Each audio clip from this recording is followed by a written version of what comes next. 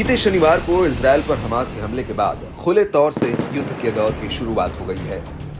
कई देश इस युद्ध में अपनी अपनी रणनीति और फायदे के हिसाब से कोई इजरायल के साथ है तो कोई हमास के हमलों के समर्थन में खड़ा है।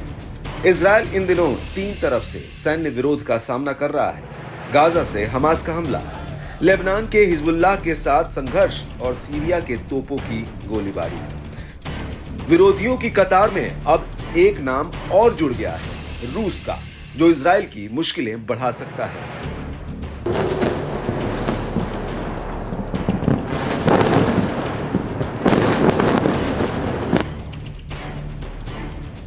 युद्ध में लगातार चल रहे जवाबी हमलों के बीच इजरायली सेना ने सीरिया की राजधानी दमिश्क में एयरपोर्ट को निशाना बनाया है। सीरिया के सरकारी टीवी चैनल ने सैन्य सूत्रों के हवाले से बताया कि गुरुवार दोपहर लगभग 1:50 पर इजरायली सेना ने अलेप्पो और दमिश्क अंतर्राष्ट्रीय हवाई अड्डों पर रॉकेट दागे। इससे हवाई अड्डों की हवाई पट्टी को गंभीर नुकसान पहुंचा है। ऐसा कहा जा रहा है कि हमला गाजा में इजरायल के अमानवीय हमलों से दुनिया का ध्यान भटकाने की कोशिश है। ऐसी भी रिपोर्ट्स थी कि ईरानी विदेश मंत्री सीरिया पहुंचने वाले हैं। इससे पहले ही इजरायल ने सीरिया की राजधानी में एयरपोर्ट को ही उड़ा दिया। इन हवाई अड्डों पर हमलों को लेकर यह भी खबर है कि इनका मकसद था ईरान की सप्लाई लाइनों को बाधित करना। सीरिया में ईरान का असर काफी बढ़ गया है क्योंकि इसने 2011 में शुरू हुए गृह युद्ध में राष्ट्रपति बशर अल असद का समर्थन किया था। ईरान और रूस की दोस्ती जग जाहिर है। यूक्रेन के खिलाफ ईरान रूस का पूरा साथ दे रहा है।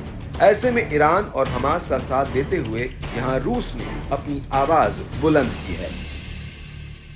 रूसी विदेश मंत्रालय ने सीरिया पर इजरायल के हमलों का घोर विरोध करते हुए इसे गणतंत्र की संप्रभुता और अंतर्राष्ट्रीय कानूनों का उल्लंघन बताया है और कहा है कि इजरायली वायुसेना ने 12 अक्टूबर को सीरियाई अरब गणराज्य के क्षेत्र पर हमले किए। इस हमले में दमिश्क और अलेप्पो अंतर्राष्ट्रीय हवाई अड्डों पर रनवे क्षतिग्रस्त हो गए हैं, जिसकी वजह से एयरलाइन को नुकसान हुआ है और वहां की सेवा को निलंबित करना पड़ा।